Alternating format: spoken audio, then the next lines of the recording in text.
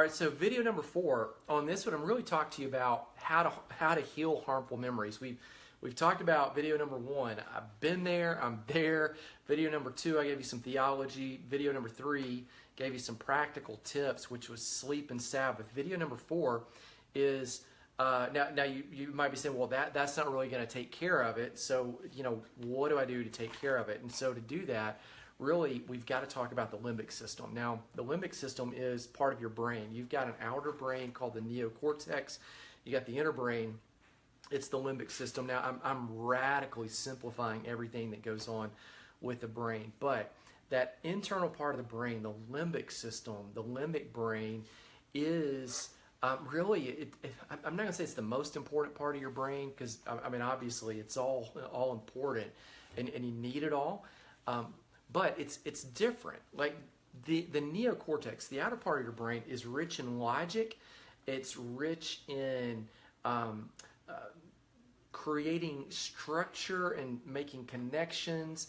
It's rich in words and information and like mathematical type problem solving. The limbic brain that's inside is different. It is tied to dreams, vision, revelation. It is tied to really your purpose, your passion. It is tied to sensory input. It is the part of the brain that, as you go through your day, it is the part of the brain that is scanning the world around you, that is looking for clues about, hey, what's going on here? Am I safe here? Am I not safe? Is this a happy room? Is this not? Or am I okay here? Am I not okay? Like things that you see, sense, and feel that are more than logic is all in your limbic brain. And so here's some of the things that I'm starting to see is like in the Old Testament, God says in Numbers, hey, when I speak to my prophets, I speak to them in dreams and visions. Joel prophesied that in the latter days that God would pour out His Spirit and people would see dreams and visions. Peter says that happened in Acts chapter 2. He says, hey, this is Holy Spirit's come. This is what's going on, dreams and visions. Paul says that he saw a vision and was obedient to that vision. Like that wasn't words, that wasn't logic, it wasn't anti-logic, it was more than logic. It was something that was intimate, that was a revelation. Like Proverbs 29:18 says, where there's no revelation, where there's no vision, where there's no, that word in the Hebrew is prophetic. Like that's what the limbic system is. Like it's that connection that's prophetic, that's, it defies words. Like it's more than, it's this thing that if you are in a worship service and you have this encounter with God and I ask you to describe it and you go, well, I can't. Well, it's because it's not that it didn't happen or it's anti-logical. It's that it's more than, it's super balanced beyond that. And that was tied to the limbic system. This is why if you ask people like what motivates you or what gets you going, what drives you, like it's more than, because it's all intrinsic inside you. Like and these are all getting at things when we start talking about emotional wholeness. These are all things that are all connected there. These are all things that are all part of all of this, that are all part of a healthy, alive you, right? And so here's what matters for where we're talking about really emotional wholeness. All these things are connected, by the way, is the limbic system is what handles memories for you and for me.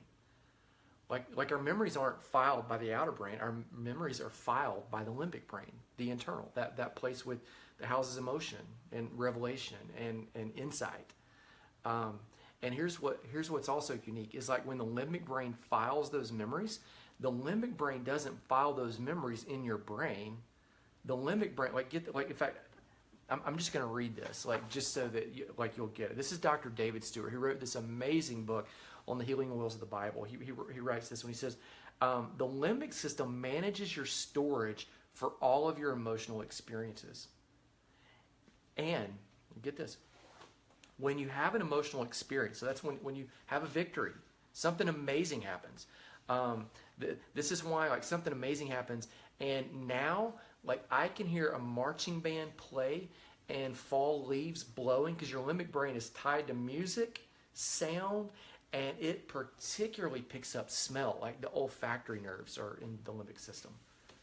We have an emotional experience particularly tied to sound. Like, so if I hear the marching band, like, and the fall leaves, it immediately takes me back to when I was growing up. Like, because I lived right down the street from a football field where marching bands were playing all the time. When you have an emotional experience, the amygdala inside the limbic brain, it assigns a part of your body to remember the experience when you're ready to deal with it. Did you catch that? Like he just said, the limbic system manages the storage, but it files it, and it doesn't file it like inside the brain. It files it somewhere in your body. You got that? So here's what he's saying is lots of pains that you're carrying around in your body, they might be your body telling you, hey, we've got unfinished business in the brain of things that happened to us a long time ago, and in the limbic, in the revelation, in the insight, in the emotions, in the wholeness part of us, like we've got something that we've got to deal with. And so I'm throwing up a check engine light, or I'm throwing up a caution flag in the form of a backache, or I'm throwing up a caution flag in the form of like your heart racing, or I'm throwing up a caution flag in the form of your digestion, or I'm throwing up a caution flag or a check engine light in the form of your knee. I'm throwing this up so that you will deal with it and know that we have unfinished business, so that you will be healthy and so that you will be whole. Now think about that. Like if every single time your car check engine light went on, if you went to that check engine light and you just covered it up and just said numb it out, your car is going to break down, right? Or if every time the gas light came on the dash, you would, I'm not one of those guys. As soon as mine gets halfway, I fill it up. Like, right, Christy will run it down to vapors and then pray that the car runs on vapors, and sometimes it will. Okay, so if you're that person and you do that, like at some point you forget to pray, like that light comes on, you ignore it, like, I mean, you're running out of gas. Okay, so think about your body, like all these check engine lights, these gas lights come on, and you ignore them, like at some point, like physically, these are things you got to deal with, or you've got issues, right? Yeah. So, gosh, here's what happens is reading through the AMA, American Medical Association. They say this, 75, this is AMA, all right? So this is not like me, this is not natural health, this is AMA. This is doctors. And they would tend to probably deflate natural type numbers, right? So here's 75% of illness and disease related to stress and emotion. That's all a factor. Some doctors say as high as 80%. One doctor, his name's Bruce Lipton, one doctor, he pushes that number as high as 98%. Not 98% related to emotion. Not just physical, and certainly the body wears down and breaks down, but your body's made to go like long and strong, like Moses and all these 120 years, and then God just says, hey, you're still strong, you still have the vigor of your youth, like it's just now we're done. I'm taking you. So how much of it is stuff that we actually have some kind of insight over, okay? And so I'm gonna put this one up there for you. Christy's gonna talk about frankincense in the comments below. Also, I'm going to talk about frankincense is great, like when you're feeling, man, you need to just focus spiritually. And I'm going to give you, tell you some stuff that happened.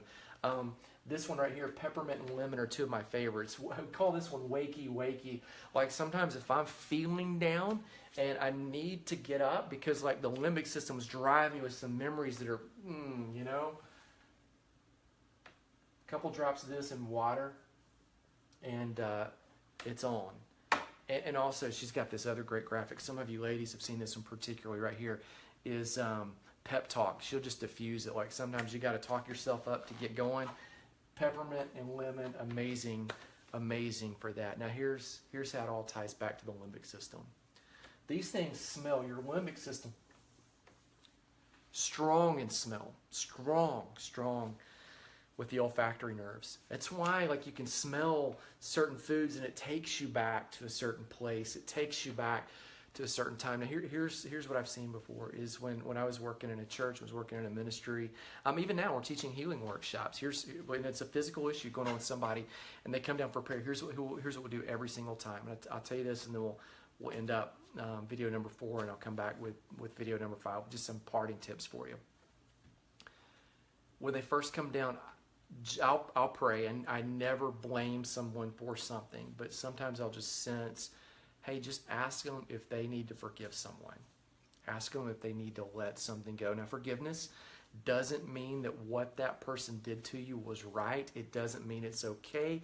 It doesn't mean that you've got to be best friends with them. It doesn't mean you've got to restore the relationship. Sometimes you need to, sometimes you don't.